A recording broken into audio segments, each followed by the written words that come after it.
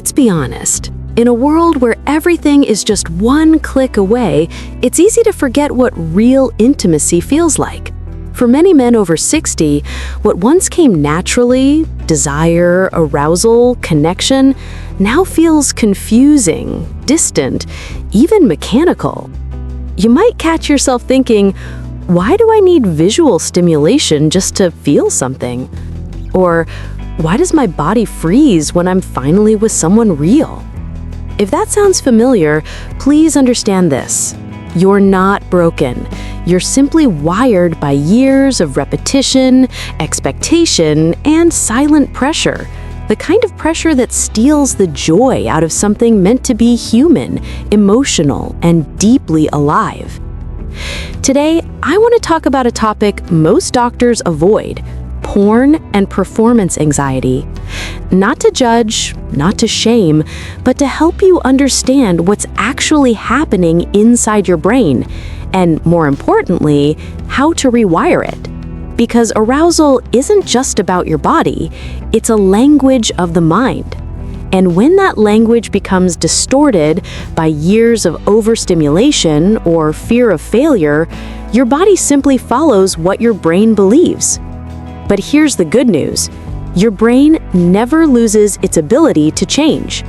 Even at 60, 70, or beyond, the pathways that shape desire, confidence, and connection can be renewed. It's not about giving up pleasure, it's about rediscovering it in its most natural, fulfilling form. So in this video, let's go deeper together. We'll uncover why porn rewires the brain, how performance anxiety tightens that loop, and most importantly, how to retrain your mind and body to feel alive again, naturally, confidently, and without shame. Part 1. Understanding what porn does to the brain. Before we talk about performance anxiety or intimacy, we have to start with what's really happening inside the brain. Because every feeling, every desire, every hesitation you experience, it all begins right there. The brain's reward circuit. Imagine your brain like a finely tuned orchestra. Each section plays its part, rhythm, melody, harmony, perfectly synchronized. Now, one instrument represents pleasure, another motivation, and another connection. Together, they create the symphony of intimacy. But when the same notes are played too loudly, too often, something changes. And that's exactly what happens with repeated exposure to porn.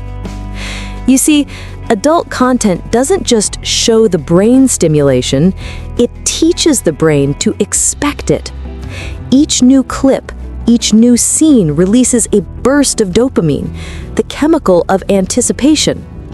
Over time, the brain becomes addicted not to pleasure itself, but to novelty, the constant need for something new, different, or more intense. From connection to consumption. Back in your younger years, arousal was sparked by real connection, a look, a touch, the sound of someone breathing beside you. It involved all the senses, all the emotions. But digital stimulation changes that rhythm. The screen never says no. It never asks for patience, communication, or tenderness. It's instant, it's visual, and it's available 24/7. So your brain begins to shortcut the process. It skips the emotional buildup and chases the chemical rush. Over time, it starts to confuse pixels with people. That's why so many men tell me, "Doctor, I can perform alone, but not with someone real."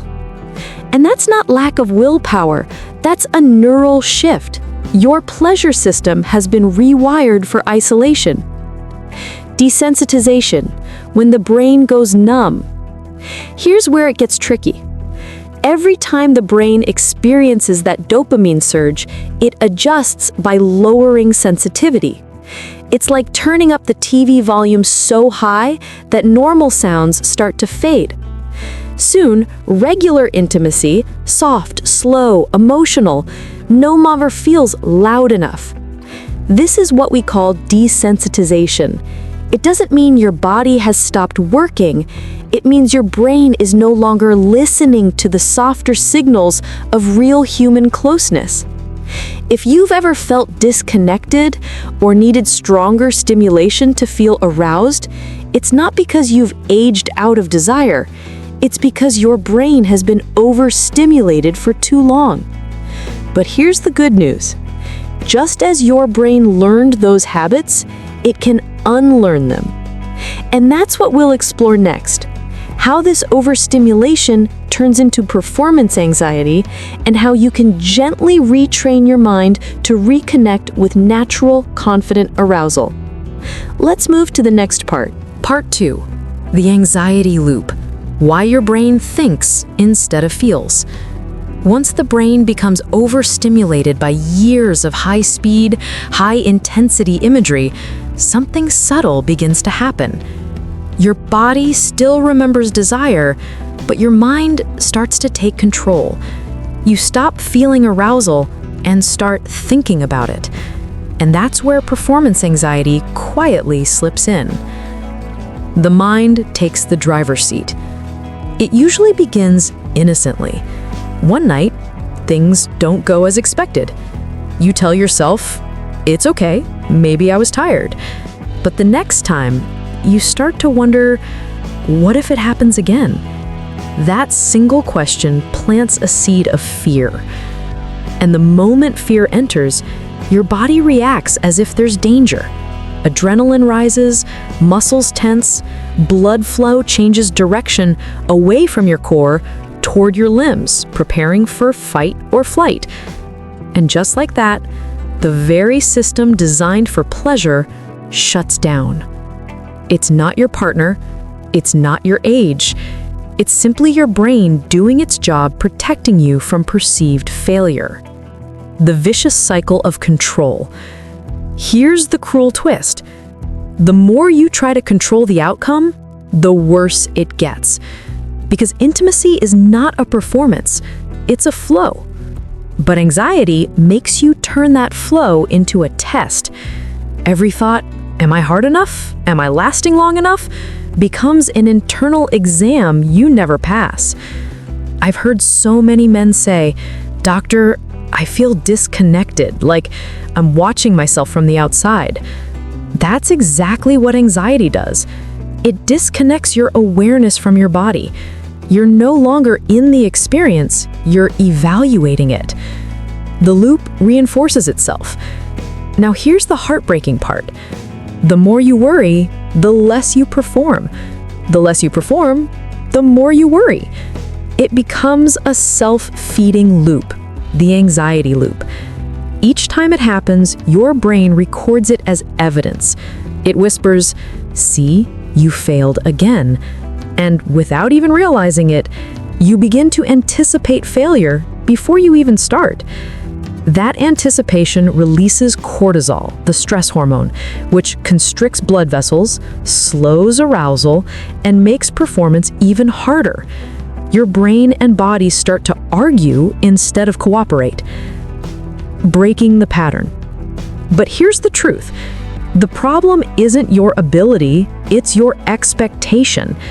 When you chase performance, you lose presence. When you measure desire by results, you silence emotion. So the first step to healing isn't to try harder, it's to let go, to shift from performing to experiencing. Because the more you can relax into the moment, to breathe, to feel, to connect without judgment, the more your natural systems begin to awaken again. So yes, the anxiety loop feels powerful, but it's not permanent. Your brain can learn a new rhythm, one that's slower, calmer, and more natural. And in the next part, we'll begin that journey. We'll explore how to reset your brain stimulus, quiet the noise of overstimulation, and gently rebuild your natural sense of desire step by step. Part 3. Rewiring Step 1. Reset the stimulus. Now that we understand how overstimulation and anxiety trap the brain in a cycle, it's time to talk about something most people never consider: the art of resetting the stimulus. Because your brain is not broken, it's simply overtrained in one direction. And just like any muscle, it needs rest before it can grow stronger again. Step 1. Silence the noise. For decades, your brain may have been flooded with artificial stimulation, endless novelty, fast motion, unrealistic imagery. It's like living under bright fluorescent lights for years and then stepping outside into gentle sunlight. At first, it feels almost too quiet. That's what happens when you take a break from porn. Your dopamine levels begin to settle, and your brain starts listening again. This isn't punishment or deprivation. It's rehab for your reward system. A chance for your mind to remember what subtle pleasure feels like: the warmth of a touch, the scent of your partner's skin, the peace of slow breathing. Step 2. The 30-day reset. I often tell my patients, give your brain 30 days of peace. No explicit content, no visual triggers. Not because it's bad, but because it's loud. You're allowing silence to become your medicine. During this time, your brain begins to rewire its dopamine balance. The first week might feel strange: restlessness, boredom, even a bit of emptiness. That's normal. That's your brain searching for the old, familiar noise. When that urge appears, don't fight it. Observe it. Take a deep breath. Go for a short walk. Listen to calm music. Read something sensual, but emotional, not visual. Teach your brain that stimulation doesn't have to come from shock. It can come from feeling alive in the moment. Step 3. Replace the habit. Don't just remove it. The brain hates a vacuum. If you simply cut something out, it will crave it even more. So instead of just quitting, replace the habit with presence. In the morning, stretch. Move your body. Breathe deeply for 3 minutes. At night, practice relaxation. Dim lights, no screens. Focus on sensation rather than fantasy. Every time you do this, you send your brain a new message. Real calm feels better than fake excitement. Bit by bit, your reward pathways shift back to balance. Your brain becomes more sensitive again, not to images, but to emotion. That's when men often tell me, "Doctor, I started feeling desire again, but in a gentler, more human way." And that's exactly the goal. Step 4. Be patient with the process. Healing your brain isn't about perfection. It's about patience. Think of it like resetting a clock that's been running too fast for years. You can't fix it by forcing the hands to move slower. You fix it by winding it back carefully. Some days you'll feel frustrated. Other days, peaceful. That's the sign that your brain is beginning to heal. It's learning to function on natural rhythms again. So if you've been stuck in the loop of overstimulation and anxiety, remember, you're not giving up pleasure. You're reclaiming control over it. This 30-day reset is the foundation of everything that follows. Because once your brain quiets down, you'll finally be ready to rediscover real connection, the kind that lasts. In the next part, we'll go deeper into the second step: how to reconnect with genuine, mindful arousal and rebuild desire through real touch, presence, and emotion, not pixels. Part 4. Rewiring Step 2. Mindful arousal and real connection.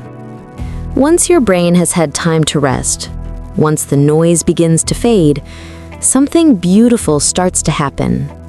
You begin to feel again. But this next step isn't about rushing back into old habits. It's about learning a new way of arousal, one that's slow, grounded, and deeply human. I call it mindful arousal.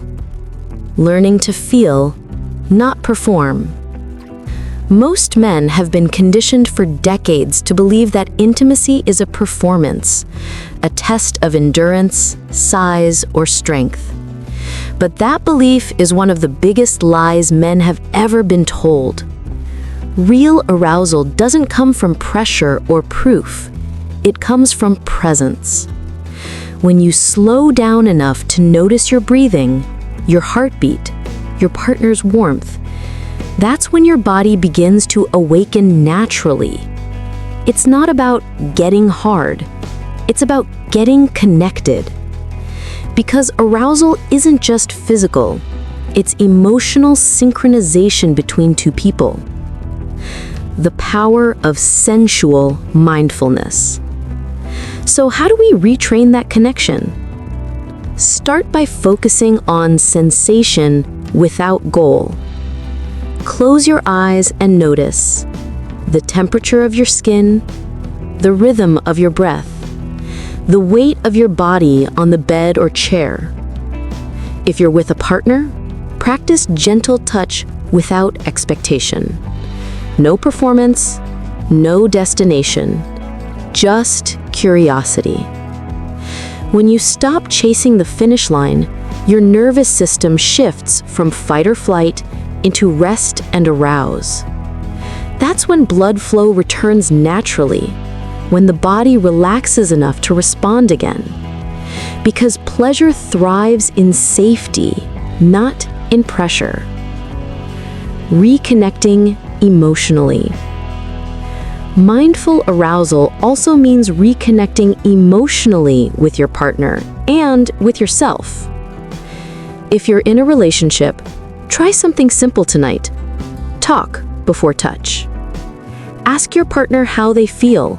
Share your fears, your hopes, your memories. Because emotional safety is the foundation for physical desire. If you're single, don't skip this step. You can still build emotional connection through music, movement, journaling, even art. Every time you connect to something that makes you feel alive, you're rebuilding your emotional circuitry for intimacy. Your brain starts linking pleasure back to presence, not pixels. Practicing slow arousal. Here's a simple exercise I teach many of my patients. Choose a time of day when you're calm, morning or evening. Turn off distractions. Breathe deeply and focus on each inhale and exhale for 60 seconds. Then lightly touch your arm, your chest, or your stomach, not for stimulation, but awareness. Notice warmth, texture, pressure. You're teaching your brain to recognize pleasure through feeling again. It sounds small, but this practice rewires entire pathways from anxiety and performance to peace and embodiment. Healing the inner dialogue. Now, let's talk about something deeper, your inner voice. Many men carry silent guilt or shame around arousal, especially after years of anxiety or dependence on visual content. But shame is the enemy of healing. If you tell your brain, "I'm broken," it believes you. If you tell it, "I'm learning," it relaxes. So the next time you feel uncertain, remind yourself, "I'm not failing, I'm retraining. I'm not too old, I'm reawakening." Those words matter, because your thoughts are the quiet instructions your body listens to. Remember, this process isn't about becoming the man you once were. It's about becoming the man you were always meant to be. Calm, connected, confident, and deeply aware. When your brain learns to slow down and listen, you begin to discover that arousal was never lost. It was just waiting for peace to return. And in the next part, we'll bring the body, back into the conversation. You'll learn how gentle physical exercises like pelvic floor training and breath work can enhance blood flow, strengthen response, and help you feel present and powerful again. Part 5. Rewiring Step 3. Gentle Physical Retraining. Now that your mind is quieter and your emotions are reconnecting, it's time to bring the body back into the picture. Because true healing isn't just about thought, it's about movement, about teaching your body to trust itself again. I call this step gentle physical retraining. It's not exercise for vanity, it's therapy for vitality. Why movement matters. Think of your body as a garden. When the soil hasn't been watered in a while, the surface becomes dry, stiff, and unresponsive. But once the water starts flowing again, even slowly, life begins to return. Your body works the same way. When blood flow is low, oxygen and nutrients can't reach the tissues that keep you feeling strong, responsive, and alive. But with the right kind of gentle movement, you can wake those pathways up again, even after years of dormancy. And no, this doesn't require heavy weights or complicated routines. What you need is consistency, awareness, and breath. The power of pelvic floor exercises. Let's start with something simple but incredibly powerful: your pelvic floor muscles. These are the small, hidden muscles that support your bladder, bowels, and sexual function. When they weaken through age, inactivity, or surgery, blood flow and control both decline. Here's the exercise I recommend to almost every man over 60. 1. Sit comfortably or lie down. 2. Take a slow breath in through your nose, letting your abdomen expand. As you exhale, gently tighten the muscles you'd use to stop the flow of urine. Not too hard, just enough to feel engagement. Hold for 3 seconds, then release completely. Repeat this 10 times, twice a day. You're not forcing strength, you're teaching communication. Your brain is learning to talk to those muscles again. And within a few weeks, many men notice improved firmness, control, and sensitivity, all without medication. Breath, posture, and flow. Breathing is the bridge between your mind and your body. Deep, rhythmic breathing increases oxygen, lowers stress hormones, and restores balance to your nervous system. Try this simple daily practice. Inhale slowly for a count of 4, hold gently for a count of 2, exhale for a count of 6. This longer exhale activates the parasympathetic system, your rest and arouse state. Over time, this simple breathing rhythm rewires your body to relax into intimacy rather than tense against it. Combine it with light movement. A 5-minute walk after meals. Gentle hip rotations or stretches before bed. Slow yoga or tai chi if you enjoy mindful routines. These small rituals improve circulation, coordination, and self-awareness, all essential ingredients for natural vitality. Rebuilding trust between mind and body. The goal here isn't to fix anything overnight. It's to rebuild trust, one signal, one breath, one movement at a time. When you move consciously, your body begins to listen again. When you breathe deeply, your blood begins to flow again. And when you release the pressure to perform, your nervous system finally says, "It's safe to feel." That's when transformation happens, not from a pill, but from presence. The quiet reward. After a few weeks, something remarkable begins to shift. You'll notice small changes: a lighter mood, better sleep, stronger morning energy. Those are signs your system is waking up. You might even notice moments of spontaneous desire, not triggered by fantasy, but by life itself. That's your body's way of saying, "Thank you for listening. I'm alive again." This step is where science meets simplicity. It's where the body, the mind, and the heart finally start working together again. Because health, especially sexual health, isn't about performance, it's about harmony. And now that you've learned how to quiet the mind and retrain the body, there's one more step left, the most important one. In the next part, we'll talk about how to keep these changes alive for the long term, the emotional mindset that sustains your vitality, not for weeks, but for the rest of your life. Part 6. Emotional readiness and long-term mindset. You've made it this far. You've learned to quiet the noise, to breathe again, to move with awareness. But the final step, the one that decides whether all of this truly lasts, isn't about your body. It's about your mindset. Because your body can only follow where your beliefs allow it to go. 1. Let go of the old story. So many men over 60 carry silent baggage. Stories like, "I'm past my prime," or "It's too late for me." But those stories aren't facts. They're echoes of fear and comparison. Your body listens to every word you tell it. If you speak to yourself like you're broken, your body will shrink away. But if you speak like a man who's still learning, still growing, still alive, your body will answer back. You are not too old to change. You are experienced enough to do it better. 2. Redefine what intimacy means. When we were younger, intimacy often meant performance, speed, achievement. But with age comes a beautiful opportunity to rewrite what connection means. Now, intimacy can be about eye contact, about laughter, about the way your hand fits into someone else's without pressure or expectation. You no longer need to chase intensity.